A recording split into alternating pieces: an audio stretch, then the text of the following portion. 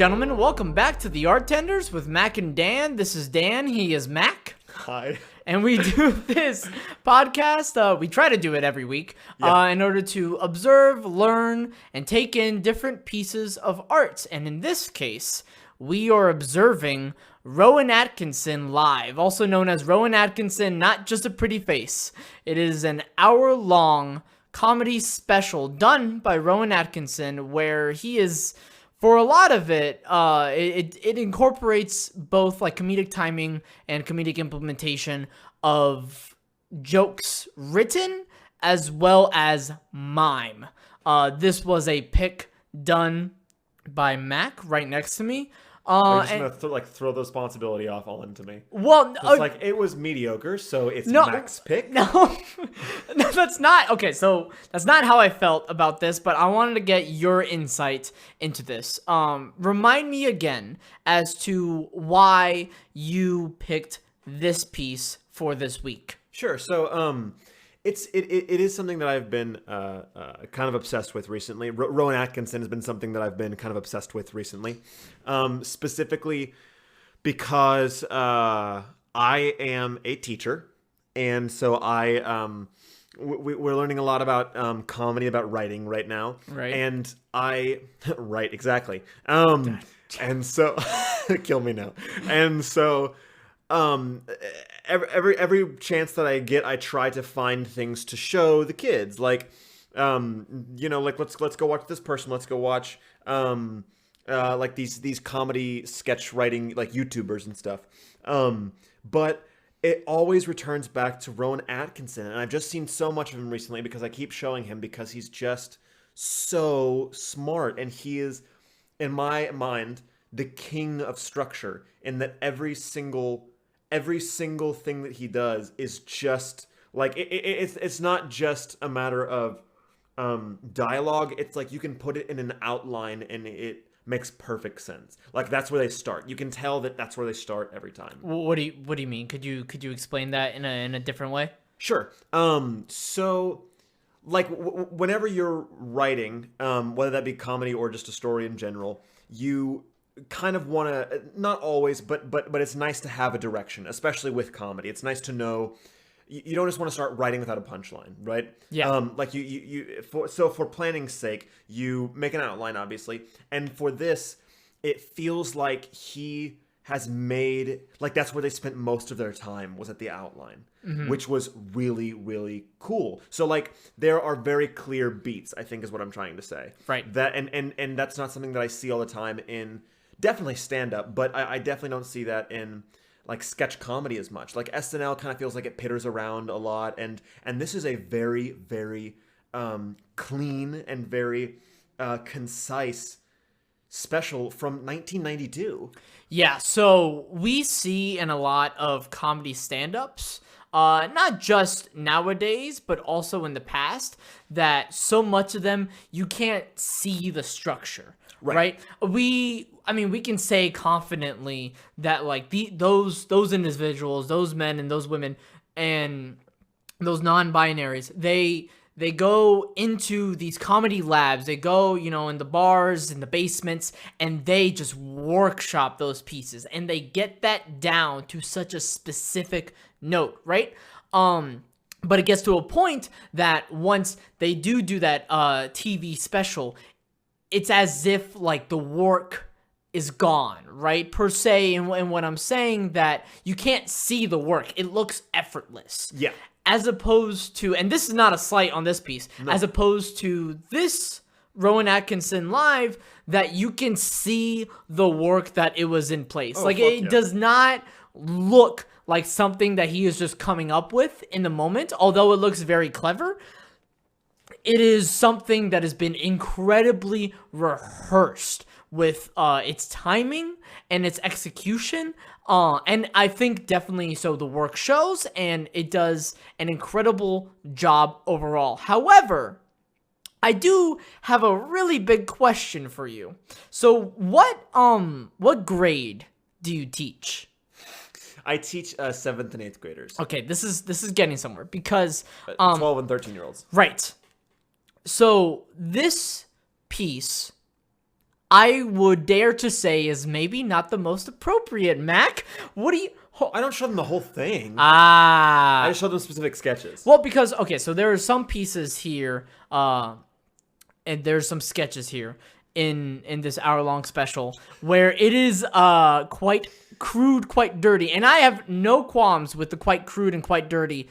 And I find myself to really enjoy that comedy. And actually, some of my favorite pieces involve the quite crude and quite crudy. We will get there. We will get there. Okay. But I was just surprised that when you recommended this piece last week and you had said, yeah, I've been showing this, to my students.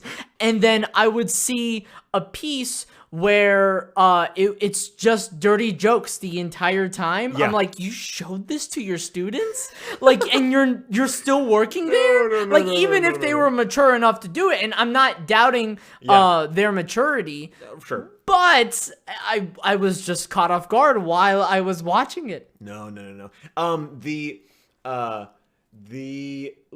Maybe the most inappropriate one that I show is the one where it's the one where he's it's the headmaster telling the guy. The headmaster, yes. Telling the guy. Oh, you want to set it up, yeah? Yeah. So for a lot of these sketches, it's not just Rowan Atkinson. He is also aided in some way for a lot of them by a fellow actor named Angus Deaton.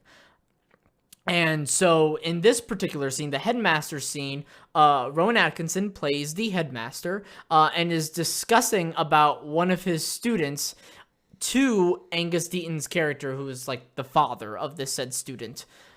And so it kind of devolves into this sort of thing where you find out throughout it that the headmaster actually beat the student to death. Yeah. And it's just as if it was just Tuesday, right? Right. But what makes that piece so fantastic is because the nonchalantness of Rowan Atkinson's character, the headmaster, and how it contrasts with Angus Deaton's father. Yeah. As the father.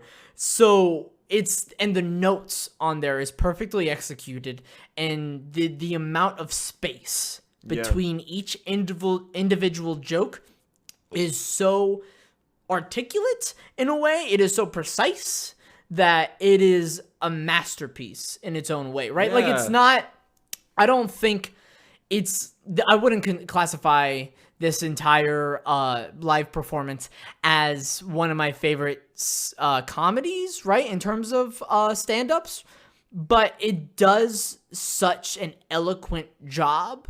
As we were saying earlier, you can see the work, so it's definitely, I think, one of the better ones to study because you can clearly see the work, right? Like, this is sort of the crawl before you walk, before you run. Yeah. Oh yeah. Even though the work itself, it's still insanely, like, astronomical. Oh, big time. And there is a structure that I started to see, right? Okay. With Rowan Atkinson, but also, and I think it started there for me. And then I also saw it in a bunch of other sketch comedy, not really SNL, because SNL is just all over the place. They got a lot of diversity in their writing staff. But in Key and Peele a lot. I saw it a lot in Key and Peele, which is another sketch comedy show. And I saw it quite a bit in Fry and Laurie. I didn't see it as much with Monty Python. They're more concept humor, where they like bring up a concept and they just kind of like take it to the extreme. Yeah, and I think it's fun to just kind of mess around in that world for a while. Yes.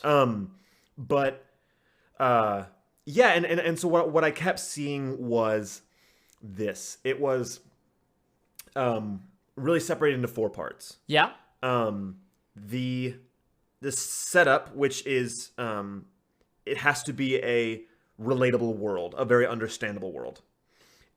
Which in this case is the headmaster talking to the student right, parent teacher conference is what I'm saying. Yeah. So there's like a ground level where you can essentially let the audience in. Exactly. And then there is a funny concept. The next part is funny concept. So like this is much like in this, obviously it is that he killed the kid. Yes. Even though you still find that out pretty early on in terms of like the length of the sketch. So where's the humanity, and then where's the absurdity? Exactly. Like who's breaking the rules? Right. And then how far can you stretch it? Yes. And then there's either a final twist or making that wacky thing normal. Okay. One of those two. Yeah. And so there's multiple examples of that. So I mean, it's the every one of wacky things, and then just making them normal. Right. Every single one of them. Yeah. And I mean, look at Key and Peele. That's how it. I mean, like their most famous sketch, Substitute Teacher. Yeah. Where it's like, okay, so substitute teacher from the inner city, like totally normal, and he's just gonna like call roll real quick. Cool, good setup, relatable. Wacky concept. He starts saying their names funny. He starts like saying their super white names. Kind of funny, right? And then there is the stretching it and as far as you possibly can, where he like breaks it over his knee and he sends the kid to the principal's office, all that stuff. And then there is the making wacky normal, which is at the very end whenever he says Timothy, and the black guy in the back says present, and he says thank you. You know what I'm talking about? So. Yes. It's everywhere. It's absolutely everywhere. That's the most simple structure that Rowan Atkinson uses in every one of his sketches, as well as Key and Peele use every time, which is really cool. What is your particularly favorite sketch? I am essentially, I guess, would you consider this as your gold medal? I think it'd have to be. Okay. Because I think that it'd be lazy of us to ask gold medal, and it's gonna be Rowan Atkinson. I mean, he's yeah, he's the best one. A little bit tricky. Yeah. I mean, and listen, don't get it twisted. That Angus Deaton did a great job. Is master. He's great. Master straight man, right? Like you need sort of in a way like how this was structured. You needed Angus Deaton here, and I think part of the joke was. Yeah, it was Angus Deaton being the straight man, and so how did Rowan Atkinson contrast with him for so many of those pieces? And impeccable timing. Like, that guy has to know a lot about comedy, too, to be able to... Because so many of the mime pieces are done with voiceover from Angus Deaton. Right. And so he has to be, honestly, maybe even just as good as timing as Rowan Atkinson is in those sketches. Angus Deaton is definitely setting up the assist, is setting up the alley-oop for Rowan Atkinson to score, if we were to use a sports allusion here. Very sorry about that, by the way. It's okay. You say, okay, so to just quick context. A few days ago, the Miami Heat lost the NBA Finals against the Los Angeles Lakers. I got over it pretty quickly because there was a bright future ahead. And that's all needed to be said. That's very true. That's very true. I hope that they're able to sign Jimmy Butler for long term. It's pretty long, but not the point. Not the point. Sorry. Okay. Whatever. So, favorite sketch. Gold medal. I'd say gold medal. I would say, I think elementary dating is, it's just unparalleled. It's so good. Not only, I mean, like, it has the structure and everything. So would you like to briefly explain which piece that is? I'd be happy to. So the whole premise is that and I think the reason that it's so impressive to me and the reason I love it so much is because it plays to all of Rowan Atkinson's strengths. Yeah. Which is, the premise is that it is, a guy showing you how to and how to not date, like what to do and what not to do. Tips on a first date. Yeah. Right. And so it is given voiceover by a guy standing out on the side, Angus Deaton, and he is like, yeah, so on your on your first date, you want to make sure that whenever you show up at the door, you're not too excited, and then a door opens and it's Rowan Atkinson being way too excited. It's the perfect image, I know. Like, nobody else could have provided that image better than in Rowan that Atkinson. moment. True. Yes. Very true. And so, and then, he closes the door, and then he's like, but you want to make sure that, like, you're not too informal. And then it opens, and it's Rowan Atkinson being too informal and things like that. And so that's kind of the premise of the whole sketch, and it takes you through the entire night of dating. It, like, they go to a club and dance, very funny. It's really wild, and like they go back to the bedroom, all that stuff.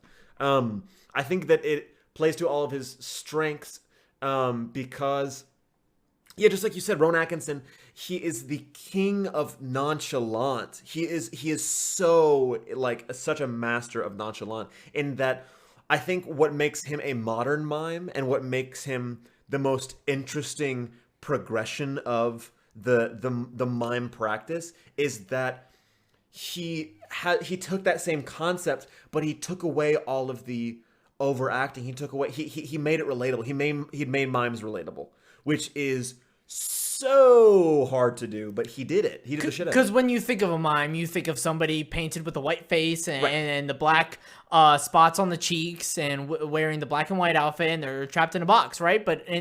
I think he definitely brings the modern mime into a better light. And I'm not saying like there weren't other modern mimes, but he helped more so popularize the comedic concept nowadays, as opposed to just having it be an archaic idea. Yeah.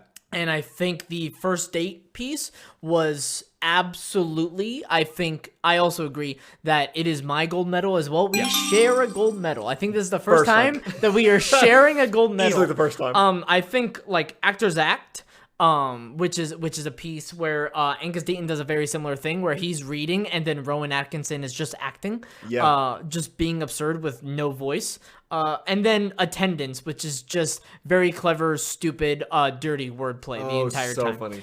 But the cream of the crop, the one to take it all, is definitely First Date, because it's the implementation of the whole body and the sort of flip of the coin, not flip of the coin, but like just flip at any moment, right?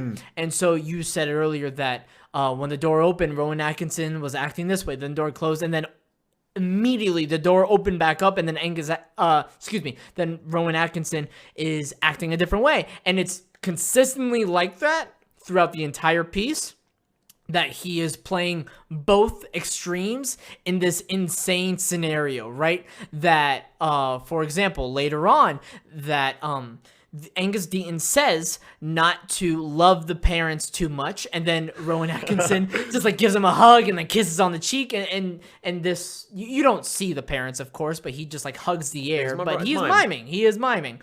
And then Angus Deaton says, but also don't be too nonchalant. Don't act as if they're meaningless, right? And so he tries to like not even look at the parents, don't even care about them. It's a masterclass in sort of timing and execution of the body, right? It's going beyond just the written form of a joke and the spoken execution of it, and then taking it a step further, that it's not just how the joke is written, it's not just how it is spoken, it is also about how it is bodily performed and what the body can do in order to create this hyperactive scenario where it's not just theater of the mind, but it is essentially theater that you can see. Yeah, I can't think of a more recent example of full body comedy. That is such a lost thing nowadays because it's so easy to keep comedy in your face. But he really, and this is the crazy part. And just have comedy just be the jokes, right? And just saying the jokes. Right. And this is not a discredit to those comedians. I mean, like my favorite comedian is Dave Chappelle, and a lot of the stuff that he's doing nowadays is, I wouldn't say run-of-the-mill stand-up because they're incredible, but they are, when you think of comedy stand-ups, what he's doing is very similar to that for the most part, right? He's definitely done well to keep in the times. But as you were saying. And so I think that is something that is very lost, but that I wish that we would return to is the idea of full body comedy. And it's wild to me because Rowan Atkinson can very easily, if he wants to, be lazy. He can so easily be the like he can do just like above the neck comedy, but he doesn't at all. And I think the reason that I like Elementary Dating so much is because that's the only sketch that he has where he actually like works himself up a little bit, where he like breaks a sweat, where he like his shirt comes untucked and he's like actually kind of messy because he's working so hard, which is exciting to see an actor work that hard because that's so not what happens nowadays. You know what I mean? After this break, more funny. All right, if you haven't heard about Anchor, it's the easiest way to make a podcast. Now just let me explain. First of all, it's free. Second of all, Anchor will distribute your podcast for you so it can be heard on Spotify, Apple Podcasts, and a whole bunch more. And third, now this is really important, you can make money from your podcast with no minimum listenership. Hear me when I say no minimum listenership. It's everything you need to make a podcast in one place. Download the free Anchor app or go to anchor.fm to get started. All right, welcome back. And there are some things that we got to get to, right? So first things first, before I discuss one specific sketch that we have in this piece, I want to have a correction made that I did, that I made a mistake. I made a mistake for the last episode regarding the Bob emergency. I'm going to point out something, okay?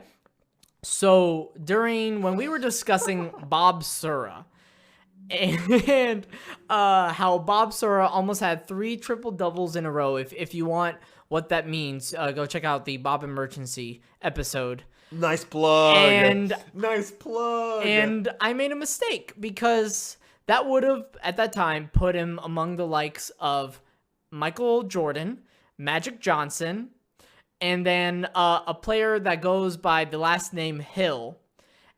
For last episode, I said George Hill.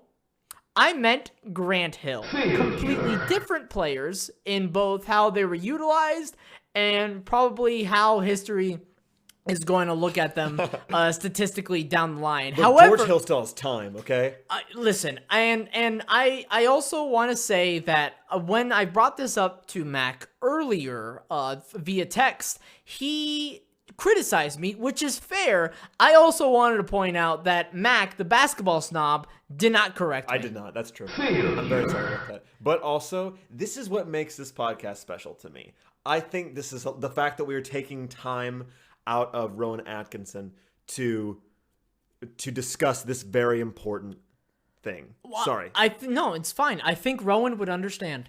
I think Rowan would agree. I think that he would actually ask for us to spend the rest of the podcast talking about that, but we're not going to. Yeah. I think we talked about John Boys enough, although he would also love that. But nevertheless. Rowan Atkinson would love John Boys. I think so, too. Yeah. I hope. We'll see. Who knows? Will we? But so for a dramatic shift now, I want to talk about, and this is gonna maybe, grow some hair on. No, that's not what I meant. Grow some hair on your chest. That's not what I meant. I meant like burn some hair off. That's completely different idioms. I want to talk about the Indian restaurant sketch. Yeah. So there is a piece in this where Rowan Atkinson is a server that I don't know much about the accent, but from what I can ascertain, it is an Indian accent. So he is a server at an Indian restaurant, and we don't see them, but he acts as if they're there, that a bunch of drunk customers come in, and it's like a family or like a group of friends, and it's like 9 of them, and they absolutely cause a ruckus, and Rowan Atkinson, as the Indian server, is reacting to all of this. Now, a couple of years ago, a mutual friend of ours, Shama, who is Sri Lankan, and if you don't know where Sri Lanka is, it's just an island. It is a country off the south of India, and she was discussing, she wasn't sure what to exactly make of it, right? Because so that sketch wasn't necessarily insulting, but it hadn't necessarily aged well. Yeah. And so, the question is now, did Rowan Atkinson need to be an Indian server for that piece to be executed, right? So I wanted to get your quick take and sort of have it interwoven into the greater narrative of, so what's the sort of responsibility that we carry now, and how did that specific sketch age? And so yeah, and is it still a good sketch, quote unquote, at the end of the day, even though now, and probably back then too, I think plenty of people probably could have found it offensive. Yeah. This is, I guess, my first thought, a thought that I just had as you were talking, is the fact that the sketch could be done and probably executed in a very similar way if he wasn't playing an Indian waiter.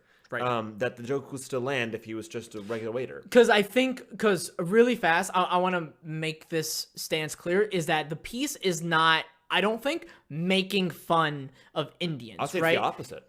It's that this, oh no, this poor Indian guy is in this scenario, right? But Yeah. but the question is, okay, why does he have to be an Indian server when Right. at least as far as we know, now we have to do our research, that Rowan Atkinson is not of that descent. But you were saying, I apologize for cutting you off. No. It honestly feels like it's making fun of more the ignorant white British people that are going into these restaurants and being idiots. From the perspective of the Indian waiter. But I'm wondering if the fact that the sketch would be just the same without him being the Indian waiter, I'm wondering if that is better or worse. You know what I mean? What do you mean? What do you mean? In terms of Like, would it have made the sketch better or worse? Is that what you mean? No. I or- mean, like, if it's potentially less offensive and less racist because it has nothing to do with the Indian waiter being Indian, or if it's worse because it's like, why did you have to go out of your way to do an impression or to put on or I guess it wasn't an impression. I think that's what it comes down to, is that was it an impression of someone, because that could be potentially right, like, or was it an accent? Because I think if it was an impression, we would be laughing at the waiter themselves, but we were more so laughing at, oh no, that poor waiter's misery, right? We were laughing at the misery of the waiter moment. happened to have a Indian accent. Yeah. So for me, like, I don't find the sketch itself in concept, in theory, to be bad. No. Right? But I think the question is to be asked, so did he need to be an Indian waiter? And I don't think no. I think only a few jokes hinged on the fact that he was an Indian waiter in terms of the sort of wordplay and the sort of responses that the quote-unquote guests / customers provided. You sort of the crude, sort of rude responses that the guest / customers would provide, and some of it was based off of the menu items in this facetious restaurant. Yeah. But I don't think it was necessarily bad, and it wasn't necessarily I wouldn't say it was right, but I wouldn't say it was done wrongly. I think it wasn't, I wouldn't say it was right to do. I think definitely looking at it with today's lenses in 2020. It's like, why do you need to do that? Right, but I cannot relate to this. Yeah. But first of all, I wouldn't do it. I wouldn't do it now. I'm fumbling over words. Save me. It's okay. I'm coming. So, it is strange that he needs it in the first place. But I think it definitely. No, now I'm blanking. Fuck my life. It wasn't a poorly done piece, is the point. Right. And the concept was not ill-intentioned. But I think it also serves as a sort of reminder of the times, and also serves as a reminder, hey, maybe as comedy artists we can do better. Sure. I also think that, because the jokes are there and the jokes are funny, and they're not at the expense of the Indian server. That's what I'm about to say, is that I think that the big difference maker is that there's not really a joke that's made at the expense of the Indian waiter, and thus there's not really any Indian jokes per se. Right. The only thing that might put a bad taste in my mouth is the fact that maybe if he did it in like Ireland or Scotland, it might be different. But the fact that it was done by a British guy, although this recording was in Boston, the fact that it was done by a British guy might be a little cringeworthy because of the history between the British and the Indian. Right. Yeah. That's well put. Yeah, that's the only thing that I can think of that's a little bit like, ooh, if I was Indian, I'm not really sure I'd be happy about that. Yeah. Because not the same at all, but a similar idea as a Actually, no, it's not the same at all. I was about to say as a white guy playing a black guy, but that has a different history and it's much worse. Yeah, Blackface and all that stuff. Very. Yeah, so I mean, yeah, it's a different history. Much different history, but both cringeworthy. Yeah, both not good, and we Yeah. can say that with utmost confidence. But you were saying during our break that you had some things that you wanted to get to. And so what would you like to bring up? So, one of the things that I was talking to my dad about it, right? And he, at one point, said something that kind of got me thinking. He said something along the lines of, do you think he would be as funny if he wasn't so ugly? Which is that's a good question. At first, I was like, fuck you. And then I was like, that's a really actually good question. And then it's funny enough because literally the name of the show. Yes, now the stand-up special is titled Rowan Atkinson, Not Just a Pretty Face. That's the title of the show. And so if you've never seen Rowan Atkinson's face, you're like, oh, he must have a pretty face. No, that's the joke. He, I think objectively doesn't. Yeah, he has an iconically ugly face. And it's not like...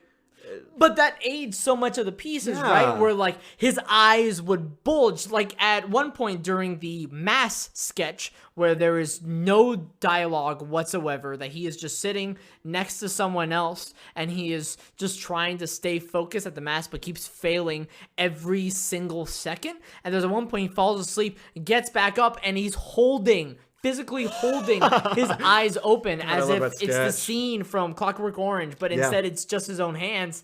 And he's just holding his eyes open, and he looks absolutely stupid. And it's awesome.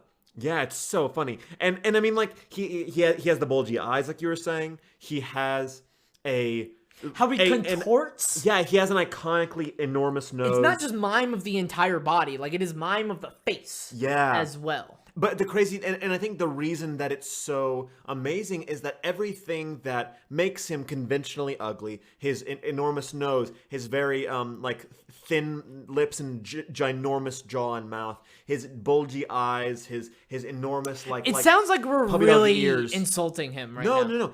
Every single thing about his face he uses. Like, I can think of images of times in which he used whenever he was smelling. Oh, when was he smelling? Oh, it was in the that same sketch, the church sketch, where he's falling asleep, and but at the beginning of the sketch, he's sneezing, and he's about to sneeze, and you can see him with his nose, and it's all mime of the nose, like what you're saying, where he's like shaking it and like contorting it in such a way that that's where the comedy is that he's about to sneeze, and you can see it because he's messing with his nose. He's using his quote unquote ugly face. But instead having it become his greatest ally. Yeah, truly. And that's fascinating to me. I also wanted to talk a little bit about the origins of him. This is something that I don't talk about in class at all, but this is just something like random tidbits I know. Right. So there was a comedy troupe, an improv comedy troupe in at Oxford. That was made up of Stephen Fry, Hugh Laurie, and Emma Thompson.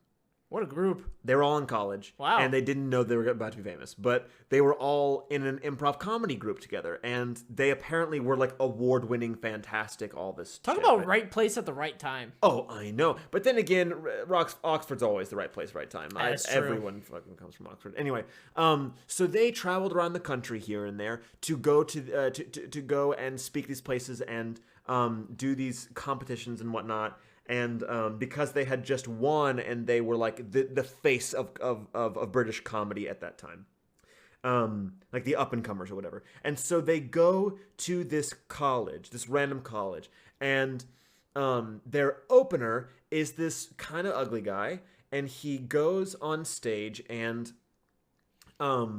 he starts doing mime, but like no sound or anything. He just kind of looks at this pencil, and he starts doing mime with this mime pencil, right? What? And okay. The way in which he does it, it's so successful and so well done that that Emma Thompson, Stephen Fry, and Hugh Laurie refuse to go on after him because he makes the crowd laugh so hard. Because how can you follow that He up? brings the house down so hard, and everyone's laughing so hard. They're like, "There's no way we're stepping foot on that stage." And so they just didn't perform because Mr. Bean, Rowan Atkinson, and like a 20-year-old Rowan Atkinson who had not done stand-up, had not done any sort of performance whatsoever, like just an open mic one night or whatever, where he's opening for Stephen Fry, Hugh Laurie, and Emma Thompson. I mean, they were kids at the time. Kids, but is so good that they were like, I'm not touching that stage. He's That too is funny. incredible. He's too funny. I believe that. I know, yeah, me too. And it's crazy. And like we were talking about, he does not make it look natural. That's not the point. I want to ask you a question that is intertwined with my sizzle serve. Ooh, yeah. My sizzle serve is I kind of sort of letting this marinate in my own mind, but I was thinking kind of sort of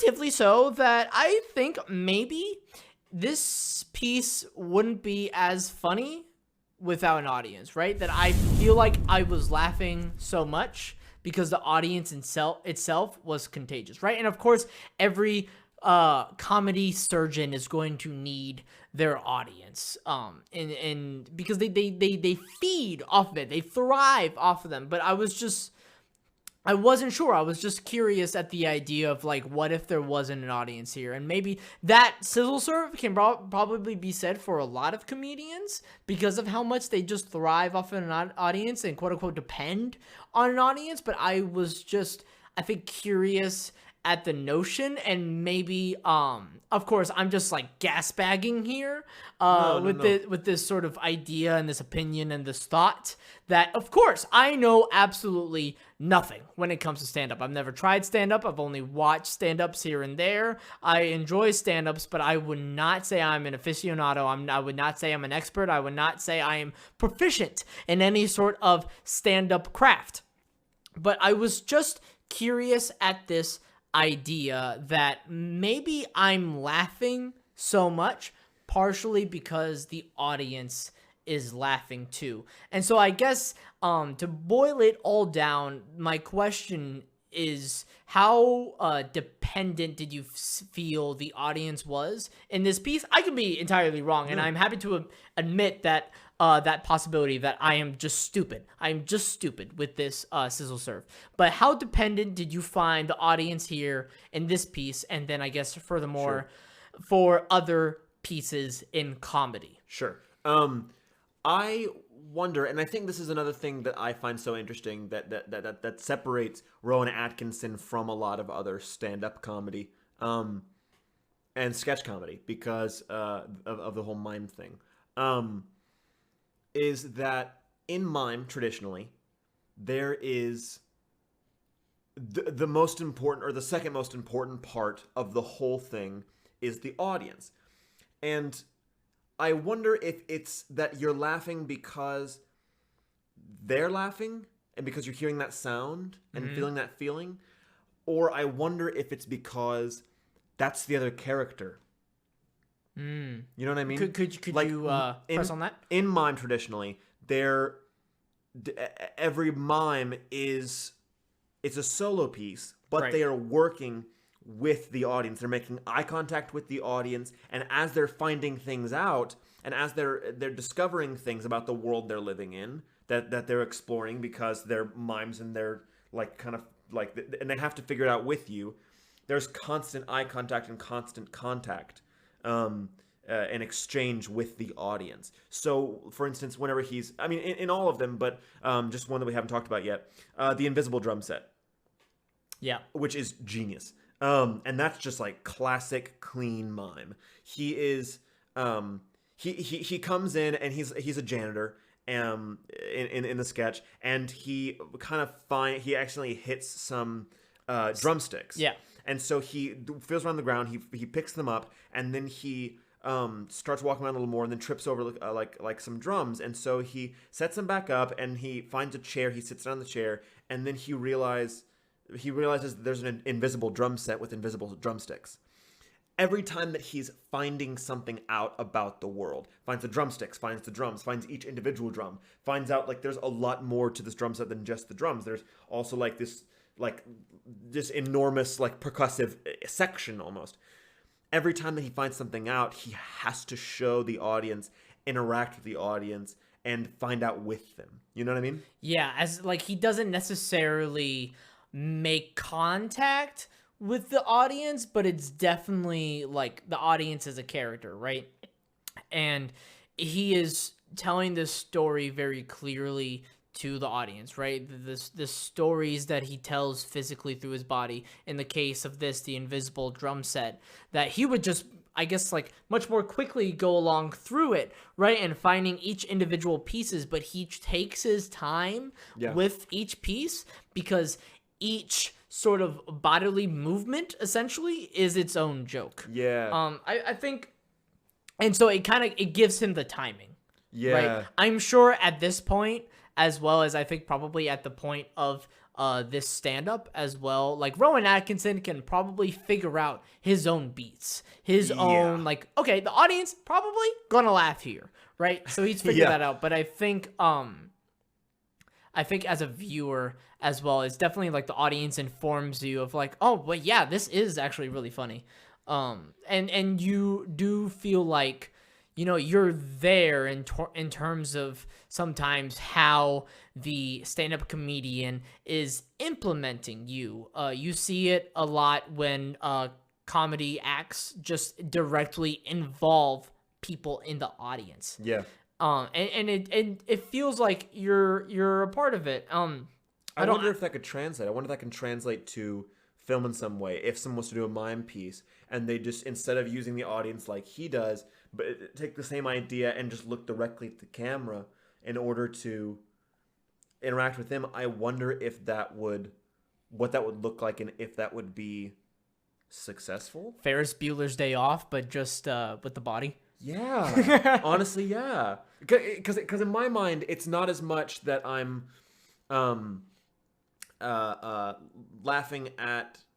laughing because I hear laughter. Right. It feels a lot more complicated than the Big Bang Theory. It feels like yeah, because it does feel like sitcoms are sort of set up like that. That like, right, but this is funny because we're laughing, you know? Yeah, and this wasn't that, I don't think. But this is funny because it's funny. Right. And so this kind of, honestly, it kind of makes me think of like, this is going to be so pretentious. Get ready for this. Okay. Are Blanche's monologues any good if Stanley's not there? From Streetcar. Yeah, Streetcar Named Desire. Stanley's Give not the there, full name next time, boy. Streetcar Named Desire by Tennessee Williams. There we go. If Stanley's not there, because that's the other character in the scene. Yeah. And in mime, the way that Rowan Atkinson does it, the audience is the other character. I think, I guess, in a sort of not necessarily going in circles, but we went through a forest and we came out at the end. We came out through this maze. Essentially, I think inherently, and it's not a discredit, that sometimes in comedy pieces, and probably in this one too, that it wouldn't be as funny without the audience, because the audience is another character in this whole thing. And the audience is what helps with these pieces, that even though the pieces themselves can survive without an audience is so nice. It's so nice. And I mean, and we feel that as performers too. Like, we can rehearse for hours and hours and hours on end, but it's nice to get that sort of tangible, real response from people who haven't seen a show 20,000 times. Yeah. It's nice to get these sort of eyes on you, right? Like, we thrive as performers to have those eyes on us, either in whatever sort of fashion that they are, because we depend on that and we perform for others. It's not just performing for ourselves, and it's sort of it is kind of pretentious in nature that we're showing off, essentially. Yeah. But that isn't necessarily a bad thing. Any final thoughts on this bad boy? No, I don't think so. It's really, really spectacular. I picked it for a reason, and I'm excited to get to the thing that I was going to pick. But I felt like we had to talk about this because it is right up our alley, and uses all the things that I know that we know the hell out of. The implementation of both the sort of writing, like the jokes on the page, right? And the jokes through the body, jokes spoken and jokes acted through. The blend between the two is very well done throughout it. We see Rowan Atkinson not only be an incredible comedian through his mime work, but also like he can just be a comedian. He could just be a classical comedian and through his sketch work, and it really works out. And I had just realized this name in the writers section. Richard Curtis is also credited as a writer of this. He is known for movies such as, believe it or not, Love Actually and About Time, and Four Weddings and a Funeral. Like those movies. Those rom-coms. Yeah. They're good though. Yeah. They're some of my favorite rom-coms. Yeah, they're fantastic. Wow. But Love Actually and About Time. Fantastic movies. But without further ado, so to explain what we're going to view next week, we were metaphorically put, a gun to our heads. Yeah. We did not put that gun there. My roommate actually put that gun there, metaphorically speaking.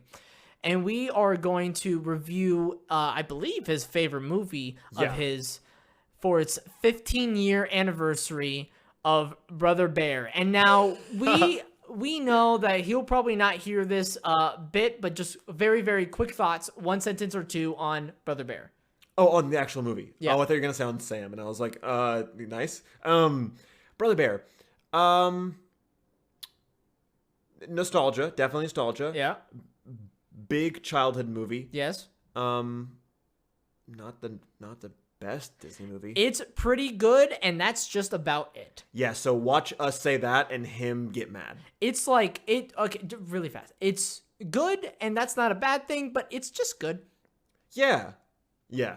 And there are reasons for that. We'll get into it. Yeah. So, anyways, thank you for listening. Thank you, Mac, for joining as usual. Of course. Why wouldn't I join? I don't know.